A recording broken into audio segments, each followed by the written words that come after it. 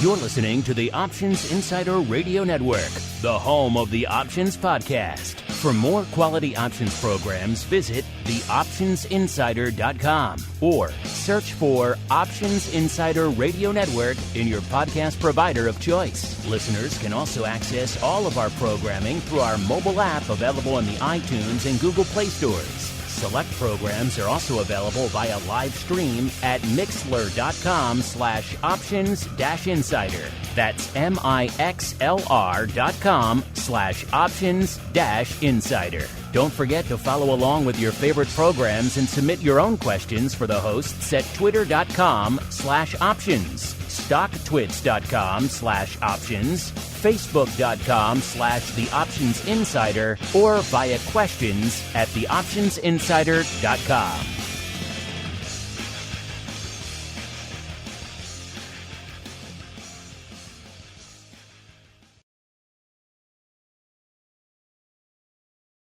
Gold, crude oil, corn, soybeans, and more.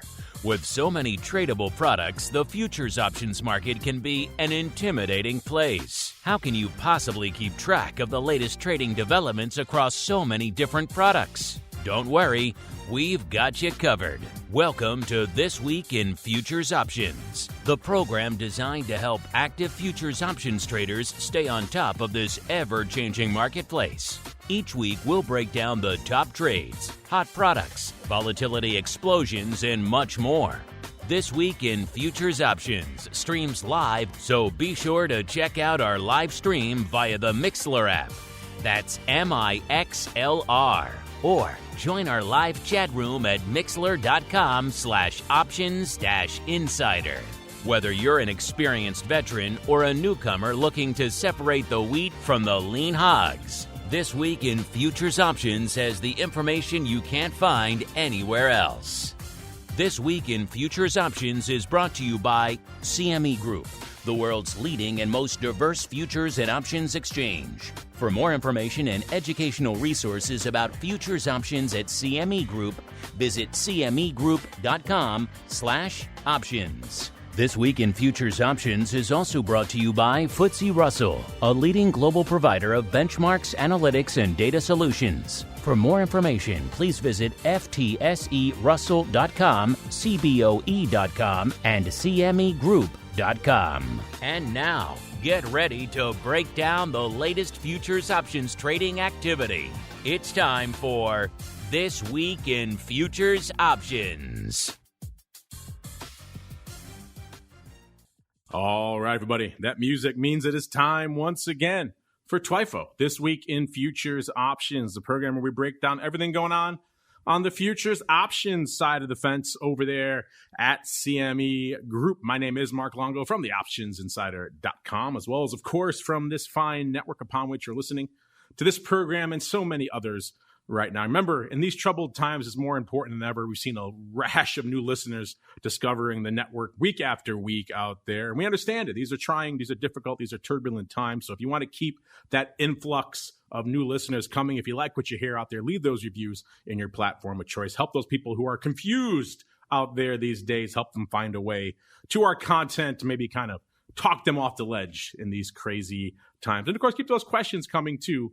We do love to hear from you guys. And let's see who we're hearing from on the program today. I know who we're not hearing from today. Our usual stalwart holding down the FTSE Russell hot seat today, Mr. Sean Smith. He's actually on assignment this week, which is a difficult thing in the pandemic. So hopefully he's faring well. He'll be back again next week. Don't you worry, listeners. But joining us holding down the CME Group hot seat this week is an old offender on the program, even though he hasn't been on in some time. He is Todd Colvin, the Senior Vice President of Global Institutional Sales and Business Development. Say that 5 times fast. Over there at Ambrosino Brothers. Todd, welcome back to TWIFO.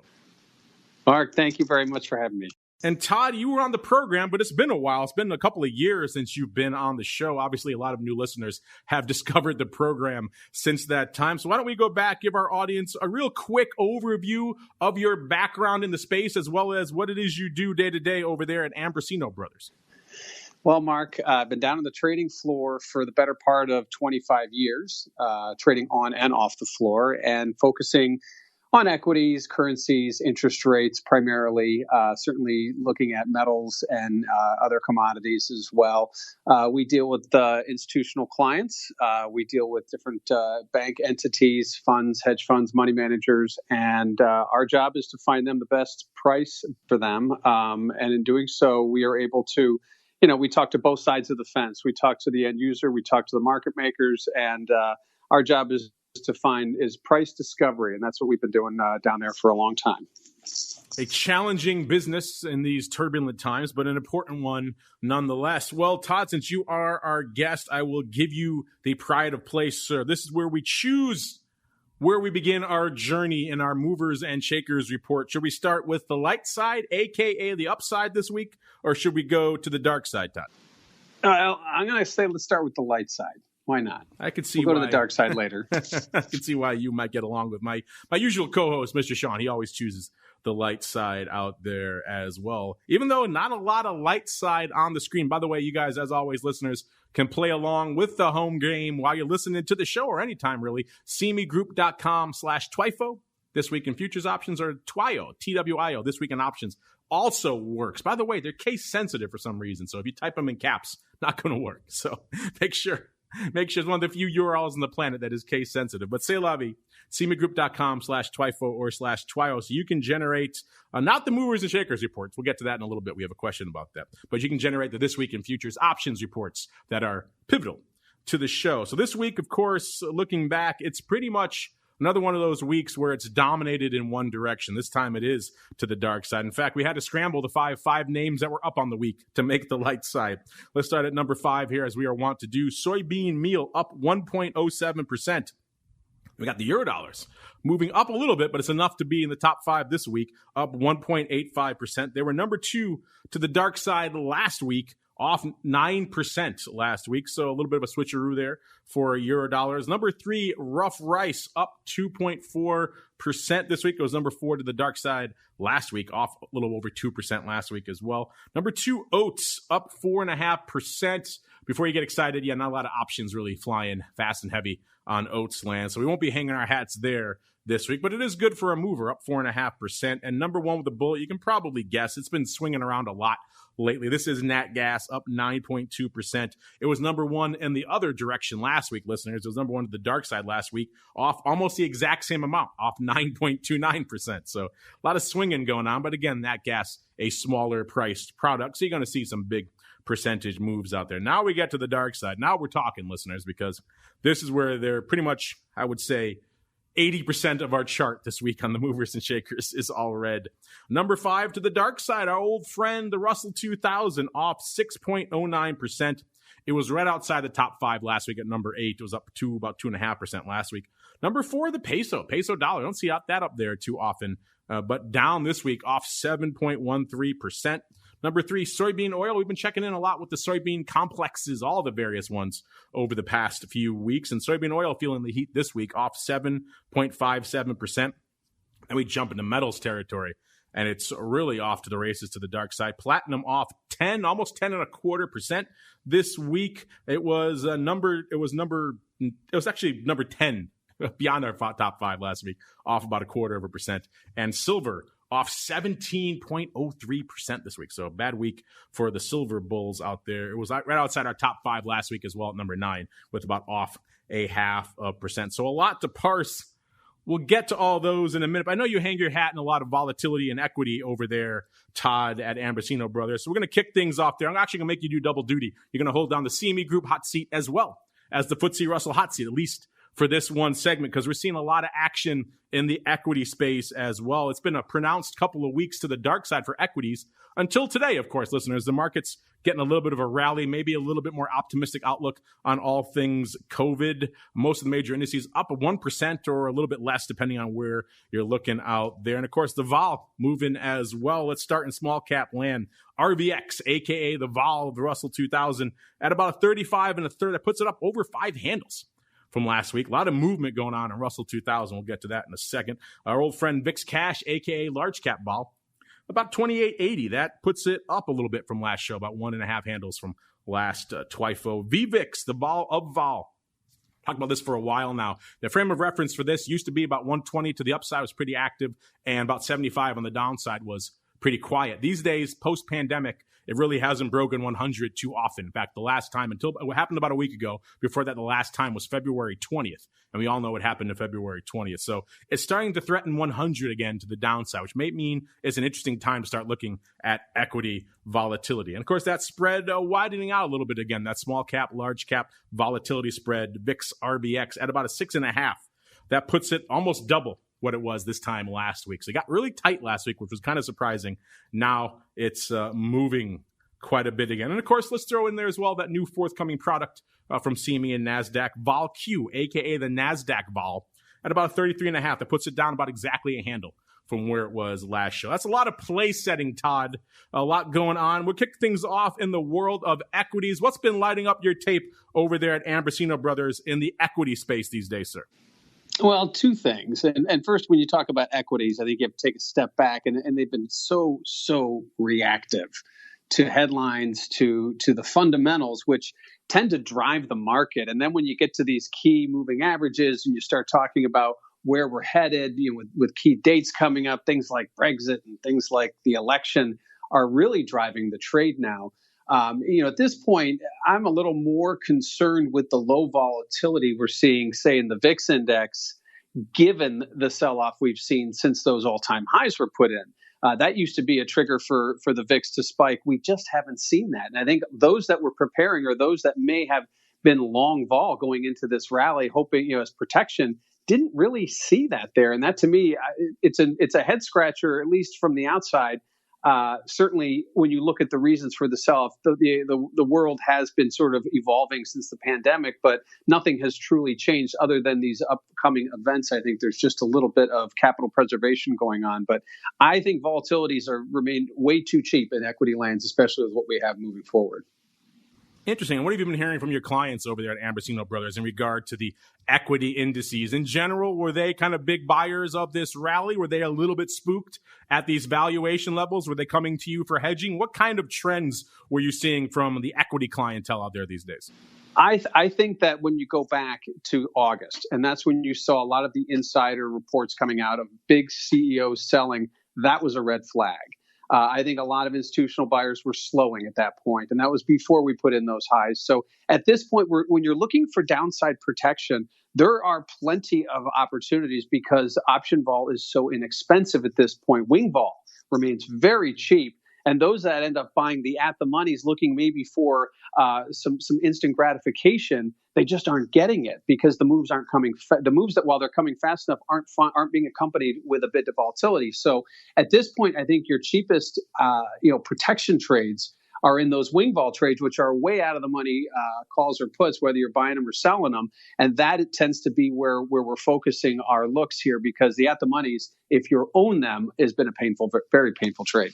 You're right. We have been noticing, and we could do this. You guys can do this yourselves, listeners, going on over to the tools and see the history of the skew when we get into a little bit. And actually, even though vol has come up a little bit, we've seen a little bit of that, particularly the put wing volatility actually come in a little bit. So they are a little bit cheaper than they were a few weeks ago out there, which maybe if you're looking for some hedging activity or strategies out there, maybe that makes it a little bit more intriguing. Certainly a day like today, a little bit of a rally may give a little bit of a break out there. Let's see what we're seeing out there in particular. Let's start in all things small cap over there, Russell 2000 at CME Group. You guys can do this for yourselves, of course. Go to that drop down, select equities, select Russell 2000. You'll see a pretty active another week out here in all things Russell 2000. October contract leading the dance with a little bit more than a quarter of the papers. Let's go out to October. It's got about 22 days to go, a little bit more sane vol and skew than what we're seeing in the weeklies out here. By the way, that at the money vol in October at about a 33.15, up 6.5 handles this week, listeners. So small caps have been moving. By the way, net on the week since Monday, they're off about almost 5%, about 4.5%. So it's been a bit of a rough week for all things small caps. And we're seeing the 14.5 puts, if you're wondering. Actually, but those are the most active in October. But the most active overall this week were actually the week. Let's see, these are the September still, a little bit of September with about less than a week to go, 6 days to go, with about 10 calls doing the lion's share of the action. And again, we're at about a 1460 right now. So a little bit out of the money calls, which is kind of unusual. And also a lot of actually, I take that back. Number one with the bullet was actually Dees 1700s, doing a lot of paper out there today. So that's a little bit of a change of pace for us out here in equity land. Usually, or I should say small cap land, usually it's far out of the money puts that people seem to gravitate towards in all things small cap. Let's look really quickly over there at the E-mini S&P as well. I'm sure a lot of your clients play in that these days, Todd, over there at Ambrosino Brothers. Let's see what we can see from an action, from a vol, and from a skew perspective out here. So we're seeing S&P net on the week off about 2% here. So again, as you're seeing, it's been a rough kind of couple of weeks out here for all things equity. The most active contract, as it tends to be in the S&P, is that front weekly. People are lighting it up. About 30% exactly of the paper this week going up in that front weekly. At about a 32.53 in that front future. That's going away right now. The most active contract out here this week by a country mile are the 3,100 puts. Nearly 45,000 of those bad boys going up out here this week. Let's go a little bit farther out because it's kind of hard to analyze vol and skew with a contract that has 1 day to go. Let's go to the next most active month, which looks like, actually, this paper is pretty surprisingly spread out. Let's go to, this one only has 6 days to go. That's another SEP contract. Let's go out to Dees. Dees is usually a little bit more level-headed out here. We can get something a little bit calmer. About 11% of the paper went up in Dees. Most popular contract out there was the 2,500 puts, which is about 750 handles out of the money. Let's see. The Dees, the vol is about 28.80. It's up about 3 1/3 points out here. The puts last week, 17.5% rich. They had the money this week, about 20.5%. And the calls were 14.5% cheap last week. This week, 17.5%. So the puts actually getting a little bit up out here in Dees, and the calls coming in a little bit. So maybe starting to buck that trend as we've seen a little bit of the sell-off continue out here. So maybe the puts not quite as cheap as they were a little while ago out here. Todd, obviously we could probably talk equities for the rest of the show. There's a lot of other complexes out here lighting it up this week at CME. So where should we hang our hat next? What product complex, sir, is drawing your attention these days? Well, why don't we take a look over in the metals? That's been an exciting trade, and another trade that I think has a lot of question marks around it, given the background of where metals and gold, silver, and whatnot have been trading over the last, call it several months. To see this pullback, I think was a little bit of a surprise to many, and I think the volatility that we've seen, the increase in the volatility we've seen there, has not been a surprise given the move. Yeah, it has been a surprising move. Like you said, silver off 17% this week. So I think we're going to hang our hat there because that's clearly number one with the bullet on our movers and shakers. Not number one with the options volume. That's going to be gold. We'll get to that in a second, listeners. Silver coming into showtime here, about 23.2 in that front future. That puts it off 14.5% just since Monday. Remember, our this weekend reports go back. Our scans go all the way back. When we do the movers and shakers, goes back to last Thursday. So it's off 17% since last Thursday and about 14.5% since Monday. So a bad couple of days here for silver. The most active contract right now is the November contract with about 44.5% of the paper out there. So nearly half the paper this week going up in the November contract out here. The vol out there, 44.5, up 6.6 handles out here this week. Skew, let's see, the puts were slightly bid last week, 1.6% rich. This week, 2% cheap. So puts actually coming in a wee bit, not a huge swing, but a decent one. Calls about 0.5% rich last week. This week, 3% rich. So puts getting a little bit cheaper, calls getting a little bit bid up.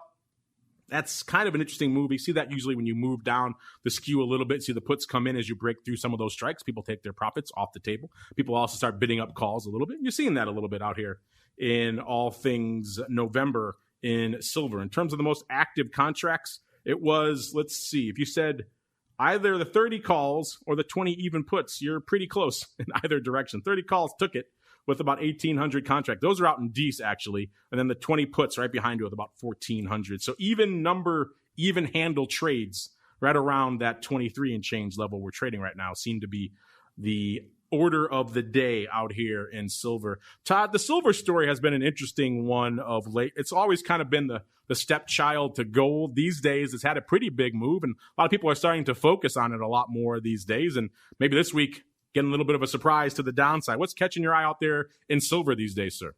Well, silver, like you said, it's always taking second fiddle to its older brother gold. But I think when we saw the gold market take off after the lows were put in March, there was some opportunity there, one, because it was a cheaper way to get long in the metals complex.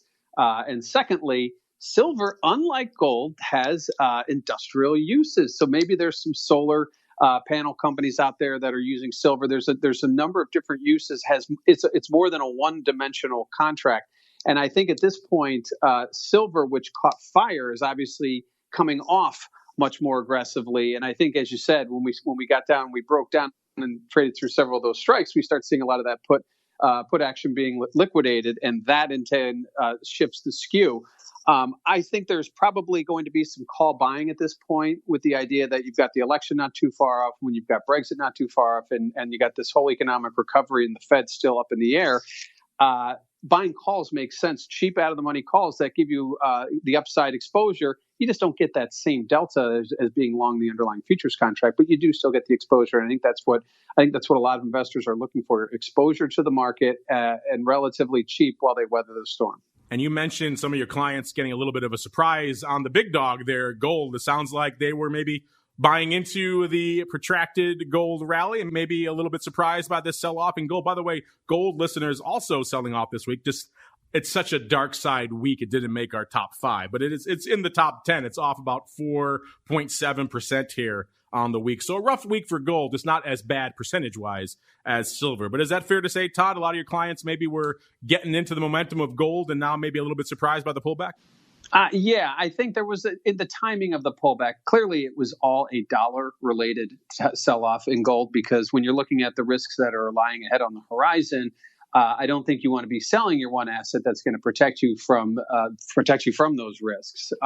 One thing that did catch my eye here, and that is the growing open interest in, say, the 4,000 calls. And you go out to June of next year, and you're looking at open interest in these calls. Obviously, these are purely speculative investments. I don't think anybody in the right mind can say today or even tomorrow that gold's going to be 4,000 in the next 8 months. But I think at this point, that is going to keep call skew from getting sold off too far here. Is that you're going to continue to see speculators looking to hang their hat on target prices for gold. And speculators that have held on to gold futures, if you look at the CFTC reports, while they have been exiting some of their longs, they are still long historically, very much very high levels. And I think that these calls that they're buying when they come out of their futures, they're looking to own something and they're holding on to these long dated calls. So that's something that did catch our eye.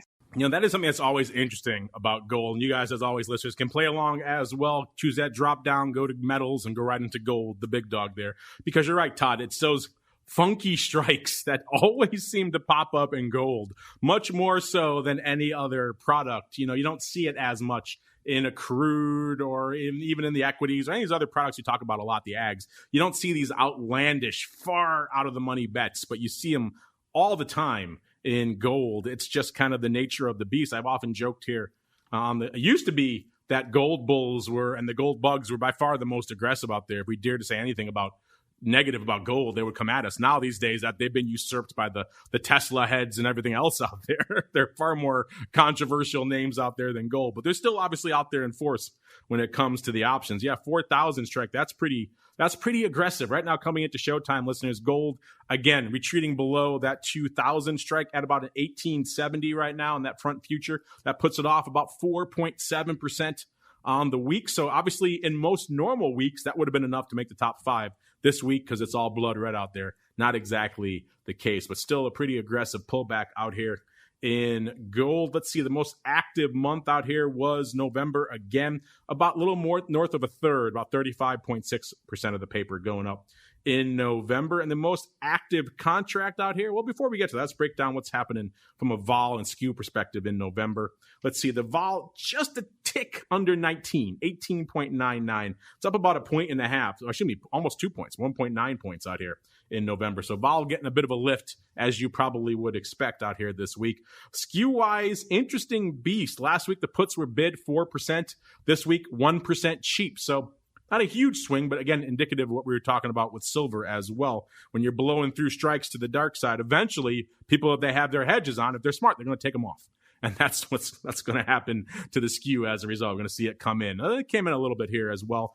Calls, same deal as silver. Again, remember, when you move down that skew, it tends to rotate a little bit. The at the money is kind of like a fulcrum. The puts come in this case, because we're going down, the calls come up.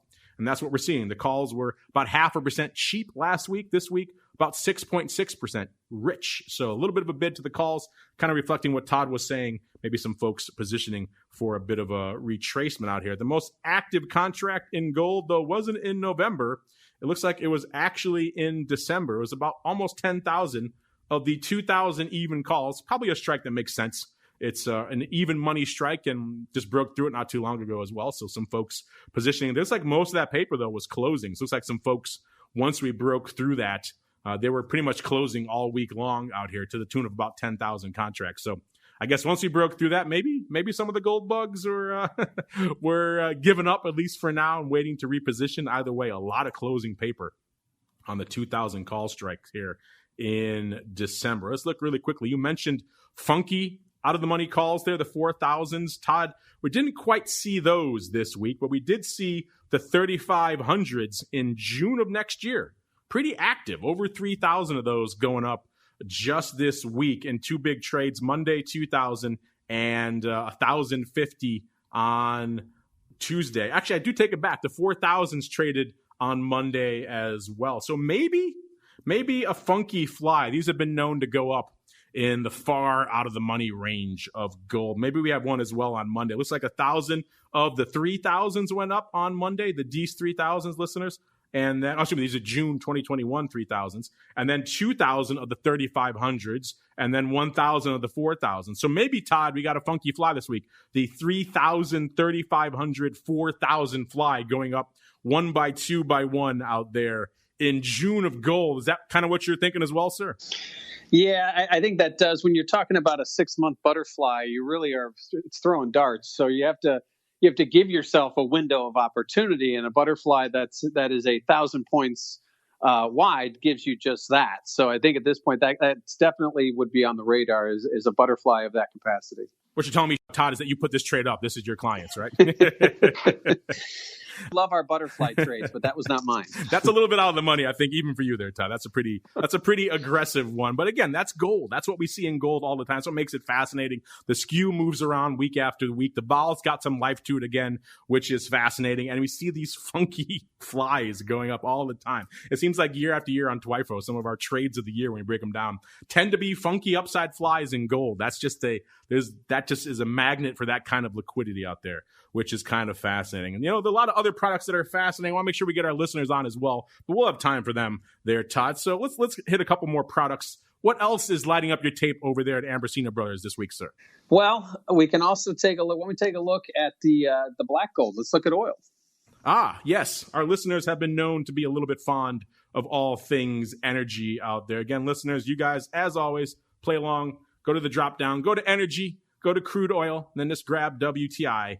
And you should be off to the races out here. Again, you can play with your expirations. I like to choose select all because I need to see everything. You guys, maybe not. Maybe that list view that loads up initially is enough for you. Coming into showtime, again, crude oil having a rough week, just not enough to break into the top 5 when such a crazy blood red week out there. WTI at, again, that 40 handle has been such a crazy just magnet for all sorts of controversy and debate. We've said it many times on the show. The skew is fading anything north of 40, and yet it has persisted north of 40 as we speak right now. It is still north of 40, ever so slightly, at about 40.13 as of a few minutes ago here. That's off not quite 3%, 2.88% here on the week. Before I start breaking down all the action out here, Todd, obviously crude oil has been a pretty active contract of late. I got to imagine a lot of your clients over there are pretty active in it as well. What's been lighting up your tape, and what have your clients been up to out there in WTI of late, sir? Well, I think at this point it's a clear reflection of the economy and the potential for recovery or non-recovery. It's one of those closely in the moment type of commodities that we do watch.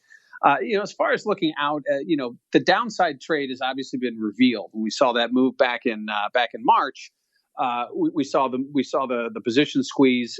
Oil prices, like interest rates, can now go negative, and so you have to have that two-way. They have to have that two-way. There is no zero bound anymore, like there was. So now I don't think we're going back to zero anytime soon, but certainly you're going to see a buildup of puts down probably at those psychological levels, those $5 increments. Looking at like the $15 puts, I think that was a high open interest strike. To the upside, though, there's plenty of opportunity to buy calls because historically the producers are inherently long oil, so they will be the ones to offer those calls out on any type of decline. So I think if you're a call buyer, you can wait and watch. If you're a put buyer, I think you have to be a little more aggressive. And while $15 doesn't seem like an aggressive put at this point, there is some open interest building up there. You touched on it. Before I break down the activity, I kind of want to just go back to something you said for a second, Todd, because it is such a fascinating point of contention out there and really unprecedented in crude oil. You touched on that dark period of going negative back there a few months ago. That was obviously a pretty hot button topic here on the network for quite some time. I lost track of how many people we have, our hosts, our listeners who are bombarding us. Once that front contract got down sub $1, 20 odd cents, 10 cents, people were saying, oh, it's a free, cheap flyer. Why not buy this thing? Not even thinking that it could get to, what did it get? Negative $40, somewhere in that range. So it was an insane time. Walk us through what that was like for you guys over there, Todd, at AMBROSINO. And what were the clients up to? Were they hitting you up with the same requests? Were they trying to take flyers when it got down to fractions of a dollar? Walk us through that day, Todd. Well, there was a lot of questions. It wasn't necessarily what can I do, it's what's going on. And when you look at the cost to hold, the cost to move, to transport, all those costs were built in. And when you got down to zero and started going negative, it became cheaper to actually sell a futures contract in the negative than to take delivery. And that was really the one day. Obviously, we didn't see a sustained trade there. And now we have negatively listed strikes to protect against that. But ultimately, it was just one of those days where you just wanted to take a step back, step away from the computer and let this thing ride out, because that day was a crazy day, and we have not seen another day like it, and hopefully won't in the near future. Yeah, is that not just emblematic of the year that has been 2020, Todd? We have actual negative strikes listed by CME now in crude oil. That doesn't sum it all up. I don't know what does, Todd. That's a good point. Especially as we look at negative interest rates, you never thought you'd have to look at negative oil prices. Yeah, I mean, everyone knew it was theoretically possible, right? Of course, you mentioned the delivery, all these other costs could overwhelm other things. And so we all knew theoretically in a physically delivered commodity and stored commodity like crude, that could happen. But I talked to so many people since then who have been in the crude markets for the entirety of their lives who never really dreamed in a million years that it was actually a practical thing that could happen. And yet, here we are. It's 2020, Todd. Nothing is off the table. Nothing is off the table is right. All right, let's get to what's on the table this week out here in WTI. Like I said, at about a little bit north of the 40 handle out here this week. So it's still stubborn, hanging out north of 40, despite what the options have been telling us for weeks out here. That's why we say the skew is a great indicator, one of the best ones out there, but it doesn't mean instantaneously things are going to move, listeners. Sometimes it takes a little bit. Let's see what's lighting it up out here this week. Over half the paper, about 57% coming in that November contract. So November is hot across the board in all these different complexes. And I said we're at about a 40 and change right now. The most active contract out here, the Nov 36 puts, with about 19,000 and change going up this week. Let's see. The lion's share of that was on Tuesday, about 7,500. Then about 4,000 yesterday and about 4,000 today as well. A good chunk of that latter paper has been closing. So maybe some folks thought we were heading back down to 36, maybe faster than we are, and taking it off the board, or a little bit of readjusting either way. About 20,000 that 36 put. Pretty active out here. Followed by number 2, the 32 half put. So this is pretty far out of the money paper here, going up for about almost 15,000, 14,600 of those. The most active day, again, on Tuesday, about 8,500. The rest kind of staggered throughout the week. And a lot of that paper opening. So closing paper throughout the week on the 36 puts, opening paper on the 32 halves. Maybe some folks rolling down, thinking we're going to threaten that new strike. Either way, a lot of opening paper there on the 32 halves. And also right behind it were the 35 puts. So you can kind of see a theme for this week's paper, listeners. No puts. All the action all the time. The big day there was actually on Monday, about 6,000 of those, then about 3,000 today. And a lot of that paper this week was closing on the 35. So 35s and 36 closing, opening on 32 halves. Interesting. We're not really threatening those strikes yet, and yet we're already readjusting. Maybe that's an interesting trend out there. Let's look and see how many calls? Not a lot of calls really lighting it up. You got to go all the way down to the 42 calls in Nove, which did only 6,500 contracts to get the first real active call on the list, listeners. It's pretty much been all puts all the time. Let's go out to the vol. The vol's almost the exact same level as the futures, listeners. The futures at a 40.13. The vol's at a 40.18 out in November. So that's where we are. Vol and future, same level. The vol's up about 5 1/3 points this week. Let's go out to the skew. Remember, we said for a while the skew has been fading the upside, and that seems to be the case again this week. Last week, the puts were almost 16% rich to that at the money, about 40 vol. This week, they're about 20% rich, so getting a little bit beefier out there. The calls, 11.1% cheap. This week, they are 12.2% cheap. So calls cheaper, puts more bid, yet again, fading everything north of 40, and yet we persist north of 40. Todd, has it surprised you the way it has us and a lot of our guests on the network here, how doesn't matter what's happening, it could be earlier in the year, even pre-pandemic, we saw the attack on the Iranian general out there that sparked some Middle East tensions. Maybe last year, going back to the big bombing of the Saudi oil fields, it doesn't really seem to matter what's happening. Things that would normally cause a huge seismic and structural shift to the upside in crude oil are really just mere blips. And they're kind of shrugged off in the marketplace in a session or two, if not shorter. And the options continue to fade anything north of 40. Does that surprise you as well? Or is that you made your piece of that out there now? I think at this point, I've made my peace with it. Oil markets right now are still flux, trying to get their sea legs back under them. Remember earlier in the year, oil was trading at about $65 a barrel. And now we're struggling to stay at 40. I think these put buyers, when we talk about skew in the energies, it's a little bit of a canary in the coal mine. When you start to see that put skew build up, we've already seen the positions put on. The expectations have already been laid out. And what I mean by that is that right now, I think there's those that are fearful that the economy won't recover as quickly as some of our talking heads out of Washington have suggested it would. And that means oil prices really have nowhere to go but down from here. Are you daring to suggest someone might be playing politics with economic news, sir? How dare you suggest such an outlandish How dare thing? I? What a crazy prospect, sir. But, we have time for, let's get one more complex in before we start squeezing in the listeners here.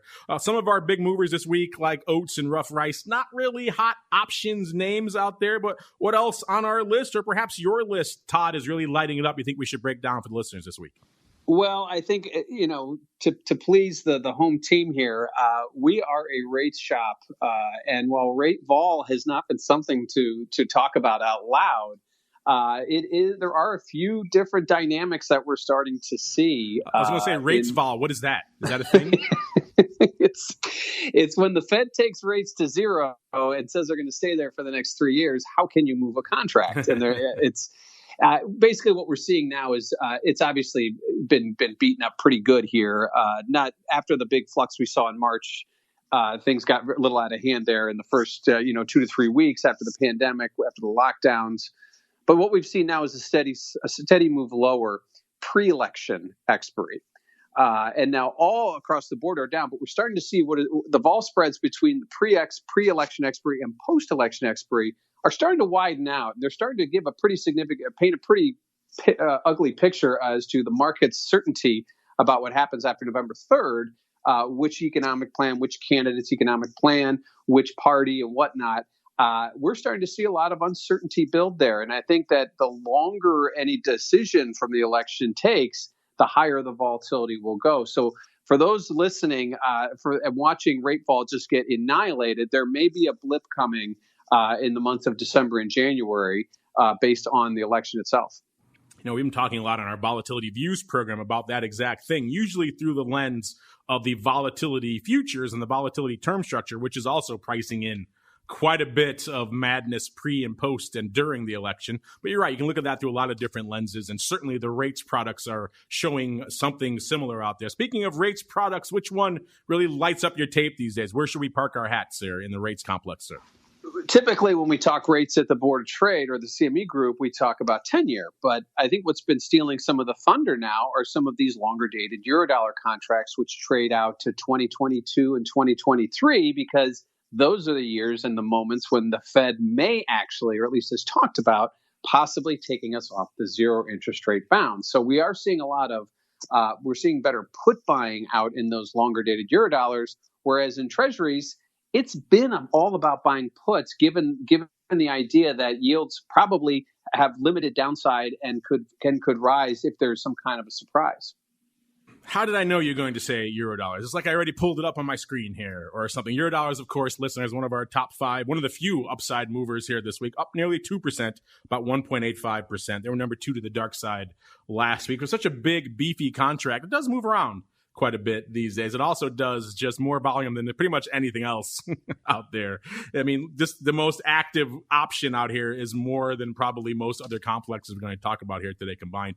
We're looking here, the most active contract right now this week in Eurodollars was the DEES contract, and of that DEES, the most active option was the 99 and 5/8. I love talking eights and teenies again. It kind of just warms the old cockles back to the old days. On the SIBO, back when such things were the price order of the day. 99 and 5/8 out here for the puts in the DEES contract expiring this year. 90,000, almost 91,000 going up out there this week for our number one most active option here, the hot option in the Eurodollars. Let's see how that breaks down really quickly here from an overall activity perspective. The big day was Monday, 51, almost 52,000 contracts just in that one put, listeners. It's amazing how much paper goes. And this is less than it was in the past.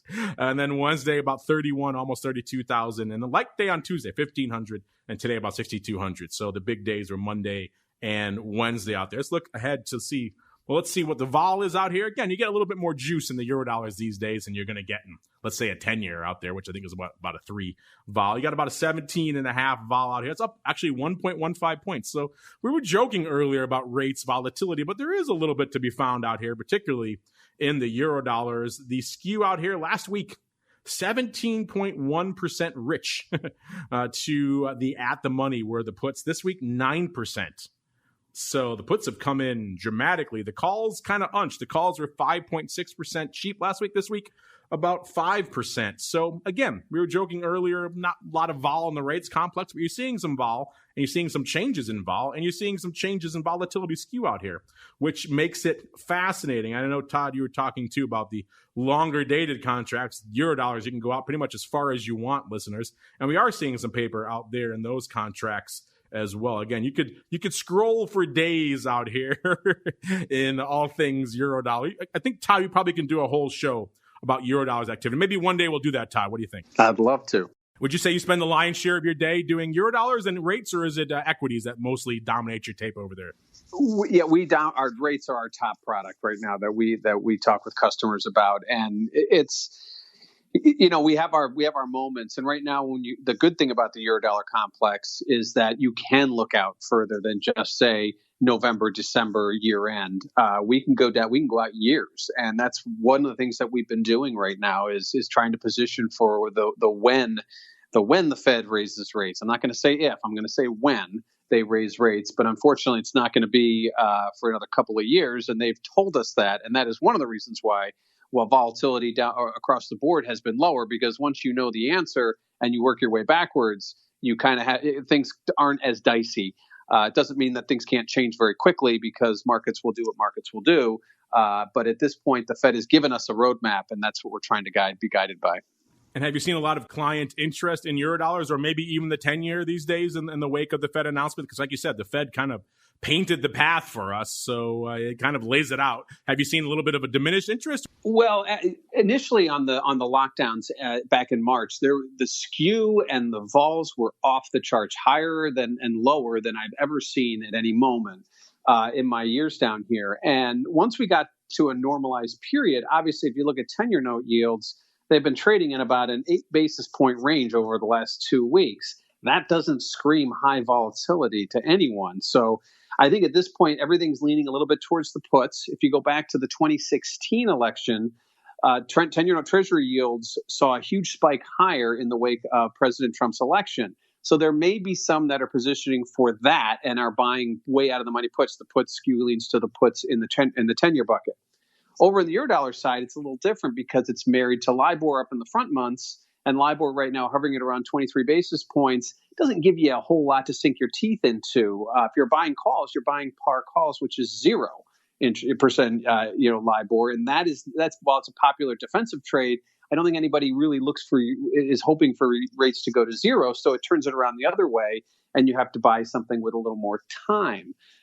Time obviously is its own problems for some because you don't get that instant gratification. You have to wait. Unless, of course, our friends at the Fed want to tell us something different, maybe change that map, but that's unlikely at this point. Since you're such a rates guy, Todd, we'll squeeze one more in. People are always asking for more rates on the show, so we'll squeeze in the 10-year out here as well. Coming to showtime, we're at about a 139.18 out there in that front future. The most active contract, though, isn't on the front month. It's all the way out to Dece with about, we got almost 60 days still to go out there on that Dece contract. So, everyone's talking election and post-election. It seems like it's so close, and yet it still has a fair number of days worth of meat in there. Looking at the contract out here, going out to Dece. Again, this is what I was joking about before, listeners. Not a lot of vol to be found in the 10-year contract, particularly when we have, like we said, the Fed kind of laying out the roadmap for a little while. That vol's at about a 3.39 out there. So kind of hard pressed to find a lot of products that have a lower vol level. But you know what? Low vol doesn't mean low volume. The 10-year still lighting it up. The most active contract out here was Dece with about 40.5% of the paper. And the most active option amongst that, it was kind of almost a pretty close fight. But at the end of the day, it was the 139 even puts in Dece doing 68,000 contracts. If you're wondering, by the way, Eurodollar, I should say 10-year, putting up about 1.2 million contracts so far this week. So obviously, vol is not an impediment to doing some paper out here. 68,000 of those 139 puts in Dece. The most active day was Wednesday, 30,700, followed by about 18, almost 19,000 today, and about 15,000 on Tuesday. The next most active was the 139.5 puts with about 54,000. Busiest day for those was on Tuesday, 22,000 out there, and about almost 18,000 on Wednesday, and about 10,000 today. So a lot of paper out here in the 10-year. Let's look at the skew here really quickly. Puts last week, 6.4% rich. They got the money this week, 12%. So puts getting a little bit juicy, and juicy in relative terms given that we're starting with a 3 vol. And then the calls were about 2.8% cheap last week. This week, nearly 5%, 4.8% cheap. So a little bit of action out here. Todd, anything lighting up your tape out here in the 10-year this week, sir? Well, I think in the 10-year right now, it's all about getting out of this range, this 60 to 72 basis point range that we've been stuck in. We had 3 auctions this week. We had a 2, a 5, and a 7-year. It didn't really even register on the Richter scale as far as you typically see a lot of downside positioning. For, say, example, today's 7-year, we don't really see that as much anymore. Obviously, the Fed is participating in that.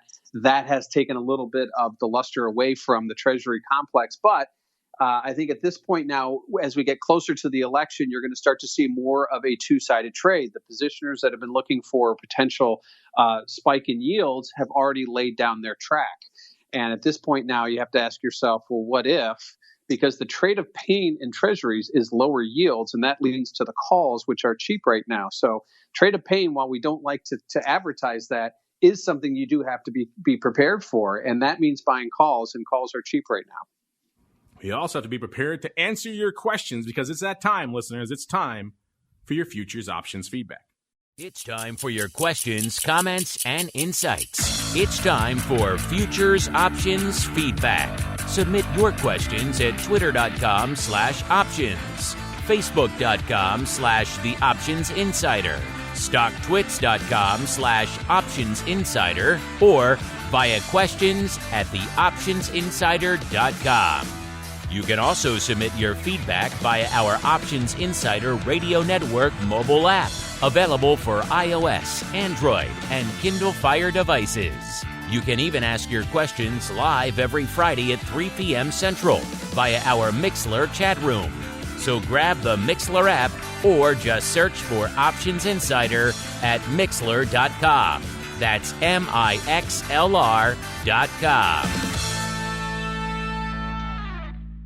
All right, everybody. Welcome to the Futures Options Feedback. This is your segment. You guys get to take the reins, dictate what we talk about. First off, this question actually came into one of our other shows, but it's so germane to this show, we had to talk about it here. This was from Theodore Domzalski.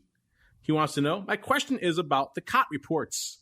Do the COT reports on the S&P help with analysis for non-futures traders? I've read conflicting things about who is correct, the commercials or non-commercials. Yeah, I've said it before. I'm not the biggest fan of the COT reports for some of the reasons I've laid out in the past. First and foremost, it's a very lagging indicator. If you're doing all of your analysis based on the COT reports, you're missing out. It's old by the time you see it. Now, that said, maybe, Theodore, maybe you don't watch the futures that often, or the futures options, in which case, if that's the only information you're going to get as an indicator for what's going on out there, you can definitely do worse. If you're not going to look at anything else, you're just going to look at that, I guess, is better than nothing.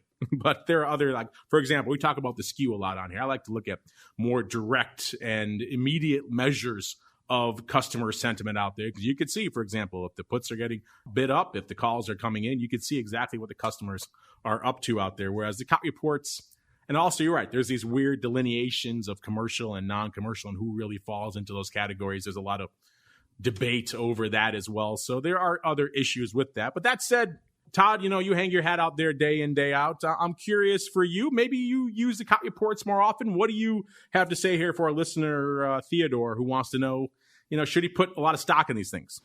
The Commitment to Traders report, I think it paints the picture, it fills in the gaps, right? Because you see these market moves, and obviously they're in arrears. One of the things that we look at as well is the Trading Financial Futures, the TFF data, which breaks it down even further from just commercial and non-commercial to asset manager, real money, or asset manager,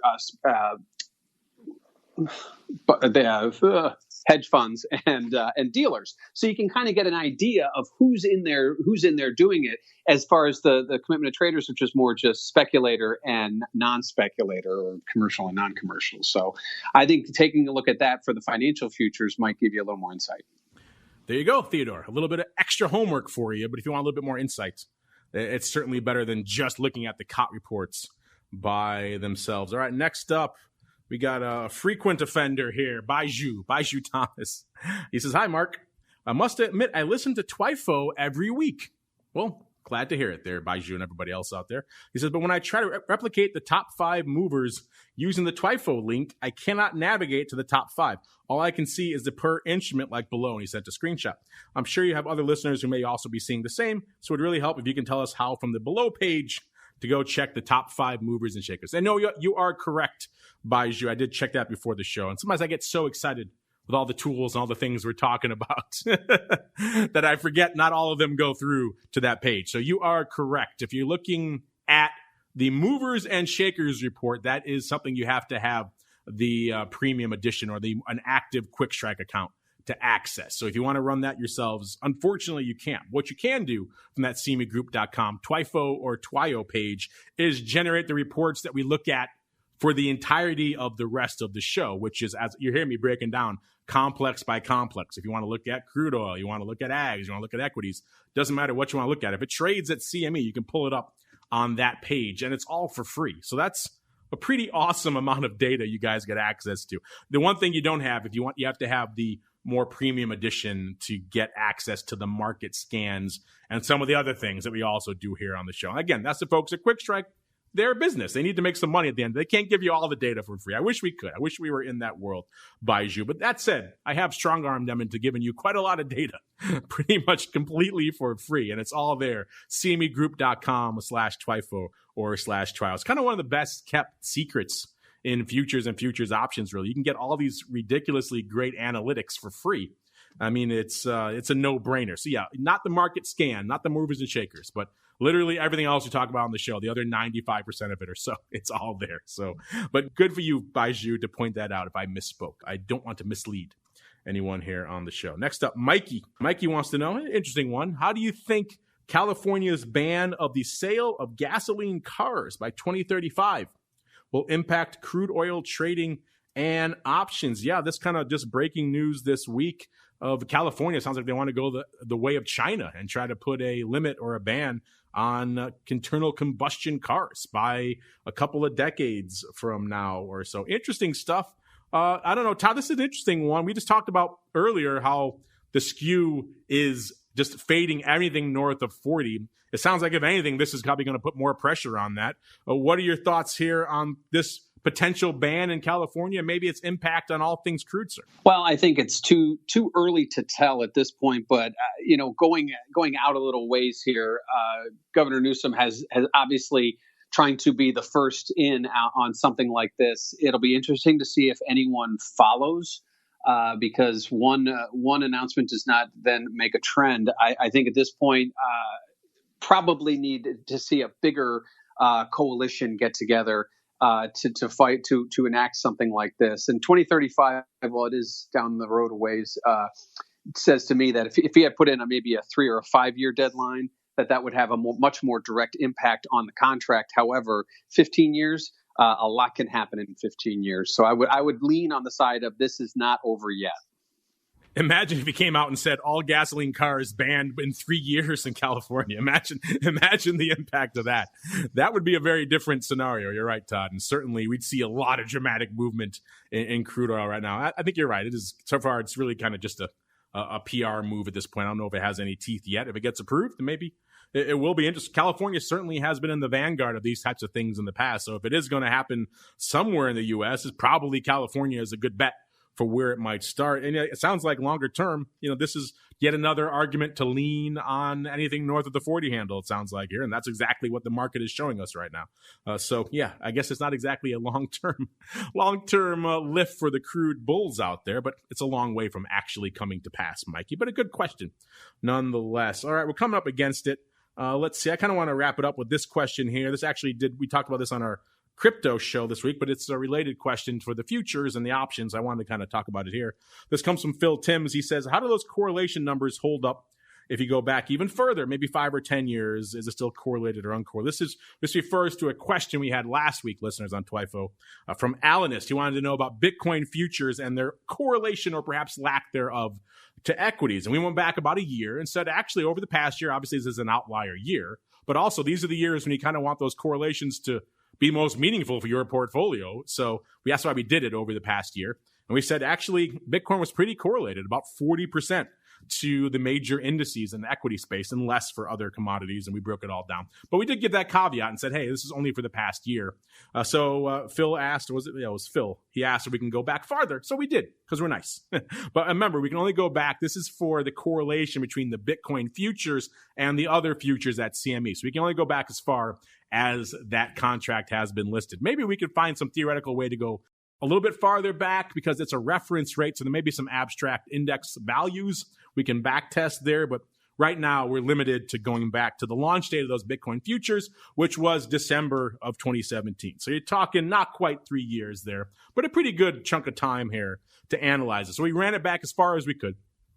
And here's what we came up with. The correlation for Bitcoin, we went across the spectrum. So we went even some silly ones like lean hogs. If you said it's probably not correlated to lean hogs, you're right. Only about 9% correlation. Class 3 milk, even less, 3% correlation. The metals, a little bit more. Gold, 18%. Silver, 18%. Again, that's not that surprising. Bitcoin has coin in the name. A lot of people conflate it with a metal or a currency type product. So that's why maybe that little bit higher there. Copper, not the same use case. So that's only about 5% correlation. Energy, WTI, 13%. Heating oil, about 15%. RBOB, about 16%. So a little bit of correlation there with energy. Actually, the equities, which is what he asked about, similar levels of correlation. S&P, about 16%. NASDAQ, 15%. And Russell 2000, we added that into the mix there as well, about 18%. So nowhere near as correlated as it was this past year. But again, this is an outlier year, so bear that in mind. And then getting into the rates, another area that's sometimes conflated with all things crypto. Eurodollar, 10-year, 2-year, all that stuff. All of them were negatively correlated and only slightly. It was 4% or less. So really uncorrelated from that perspective. FX, another area, again, conflated often with crypto because of the currency nomenclature there. Again, not a lot of correlation. The highest we could find was the pound with about 8%.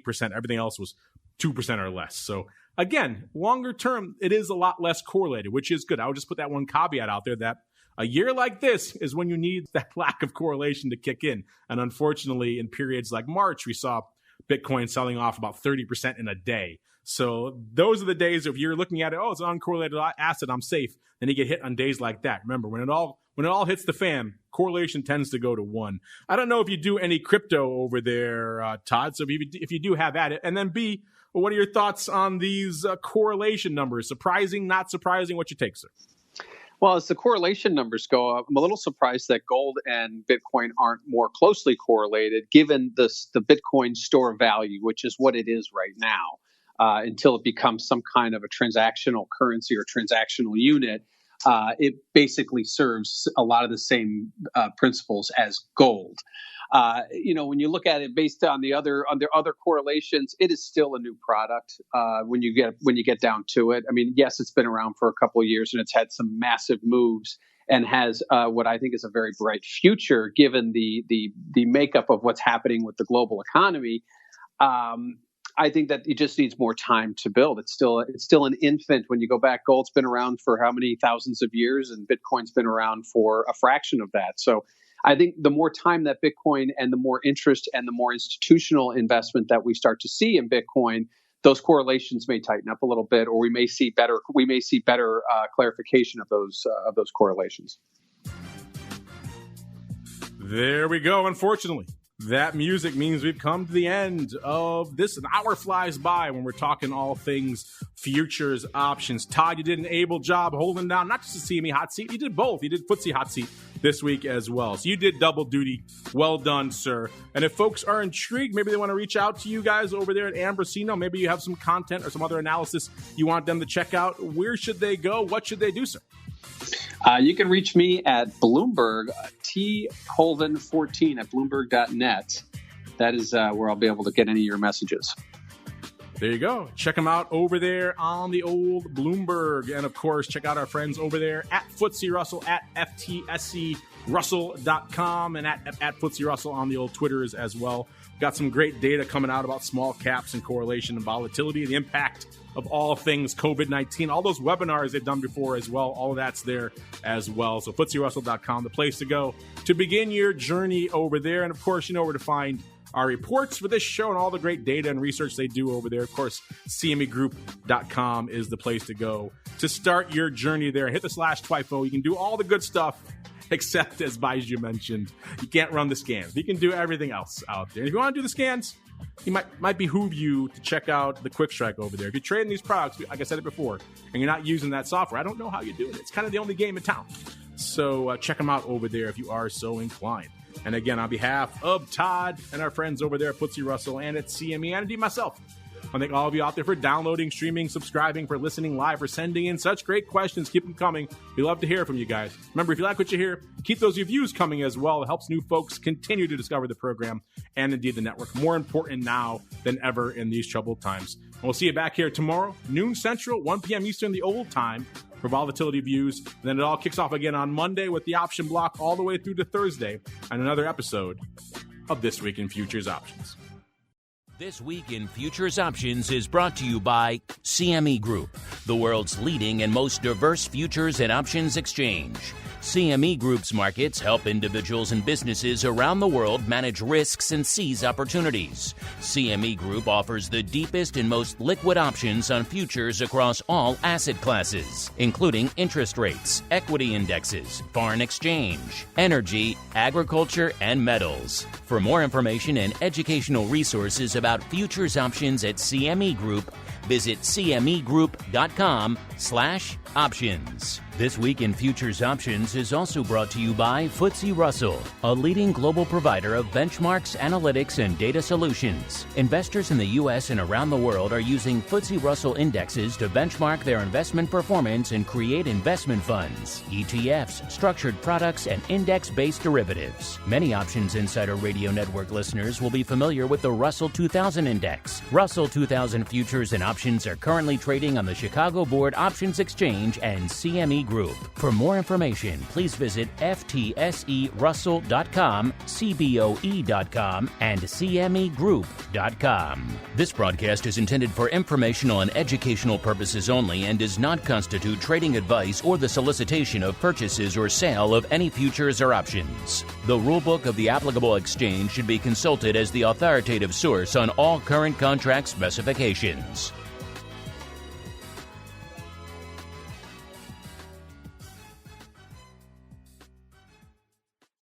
You're listening to the Options Insider Radio Network, the home of the Options Podcast. For more quality options programs, visit theoptionsinsider.com or search for Options Insider Radio Network in your podcast provider of choice. Listeners can also access all of our programming through our mobile app available in the iTunes and Google Play stores. Select programs are also available via live stream at mixlr.com/options-insider. That's mixlr.com/options-insider. Don't forget to follow along with your favorite programs and submit your own questions for the hosts at twitter.com/options, stocktwits.com/options, facebook.com/theoptionsinsider, or via questions at theoptionsinsider.com.